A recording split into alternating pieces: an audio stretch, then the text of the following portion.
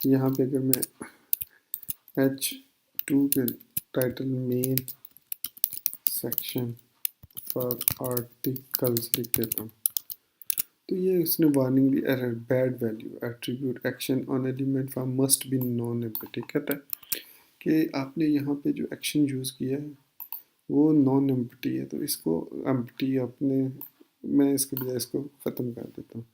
इसी तरह मेथड के अंदर भी मैं इसको ख़त्म कर देता हूँ यहाँ दोनों। अब इसको कंट्रोल A कंट्रोल C करते हैं, दोबारा वैलिडेटर के पास जाते हैं।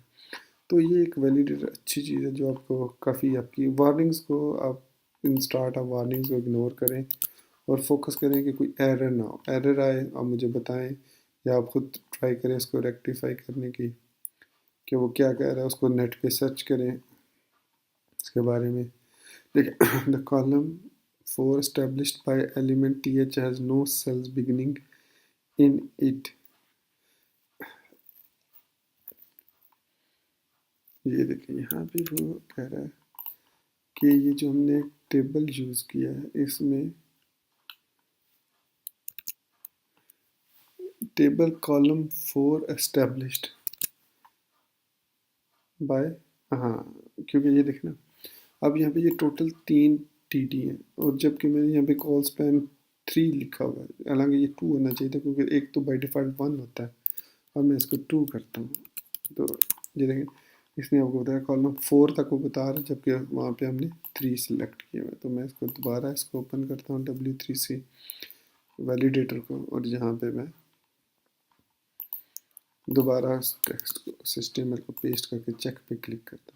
तो ये आपने लाजमी चेक करना है एज ए बिगिनर, ताकि आपको उसमें एरर और फिर उनको एरर को आप रेक्टिफाई करें, इग्नोर कर दें वार्निंग्स को। तो document checking complete, message 1 warning.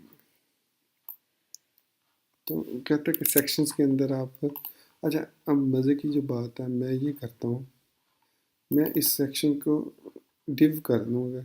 जो इस सेक्शन में उसने कहा इसमें तो इसमें मैंने H2 नहीं लगाया, मेन नेविगेशन एरिया। अब ये वार्निंग है तो इसको इग्नोर भी किया जा सकता है, तो या फिर इसकी जगह ये किया जा सकता है कि मैं यहाँ पे ये करता हूँ कि इसकी बजाय मैं डिव लगा देता हूँ इस सेक्शन की बजाय डिव, ताकि एरर आए ही ना, हमें सेक्शन यूज़ करने की ज़रूरत ही नहीं। यहाँ पे इतना कोई मतलब यहाँ पे भी मैं डिव लगा सकता हूँ, यहाँ पे भी डिव, सेक्शन ज़रूरत ही नहीं मुझे लगाने की, यहाँ पे मैंने लगा दिया है, सी किया, दोबारा वैलिडेटर के पास गया,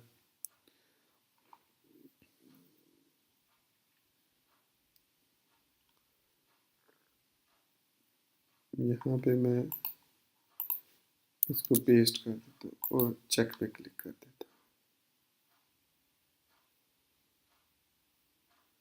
तो आप देखेंगे कि अभी वो इसको वैलिडेट कर देगा।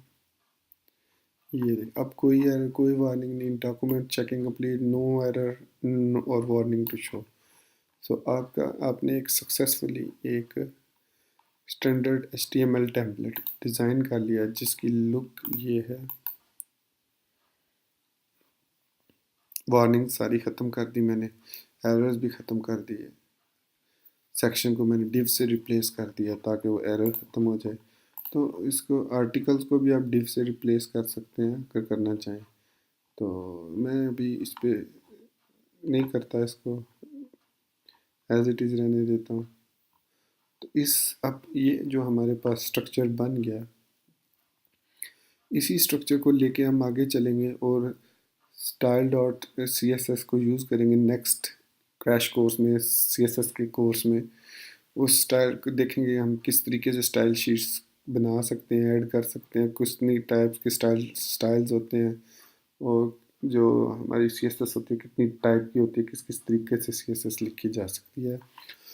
So guys, thank you very much for watching this tutorial till end. I'm sure you like this tutorial. If you did, please click the like button down below and do subscribe to my channel, क्योंकि बहुत जल्द CSS, उसके बाद JavaScript और उसके बाद PHP, the most important web development stack I'm going to teach you.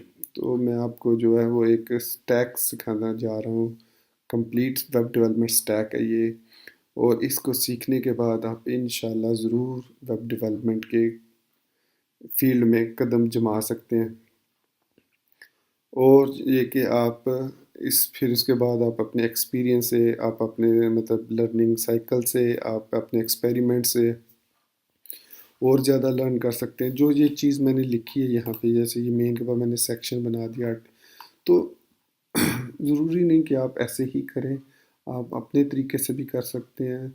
ज़रूरी नहीं कि आप यूएल यूज़ करें, आप ओएल यूज़ कर सकते हैं। ज़रूरी नहीं कि आप नैव लिखें, लेकिन रिकमेंडेड वे ये इसलिए है ताकि डिफ्रेंशिएट हो सके, पता चल सके कि यहाँ से नेविगेशन स्टार्ट हो रही है। तो अब अगर हमने यहाँ पे नैव लिख दिया है, तो मैं इसको कहता हूँ कि हमें यहाँ पे डिव लगाने की ज़रूरत नहीं है, डिव की ज़रूरत ही नहीं है हमें।